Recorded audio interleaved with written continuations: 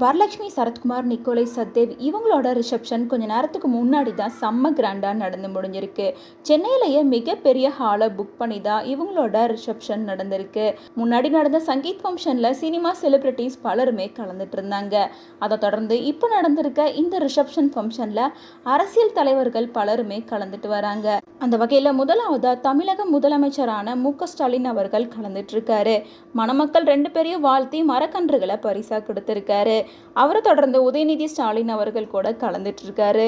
மேலும் பாஜக கட்சி தலைவரான அண்ணாமலை அவர்கள் கூட கொஞ்ச நேரத்துக்கு முன்னாடி இந்த ரிசப்ஷன் ஃபங்க்ஷன்ல கலந்துக்கிட்டு கப்பிள்ஸ்க்கு அவங்களோட வாழ்த்துக்களை சொல்லியிருக்காங்க. அவரை தொடர்ந்து நிறைய அரசியல் பிரபலங்கள் லைன் அப்ல கலந்துட்டு இருக்காங்க.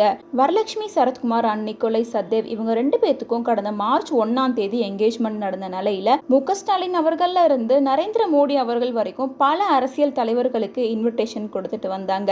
இந்த நிலையில 2 டேஸ் முன்னாடி தான் இவங்களோட திருமண சடங்குகள் எல்லாத்தையுமே ஆரம்பிச்சிருந்தாங்க.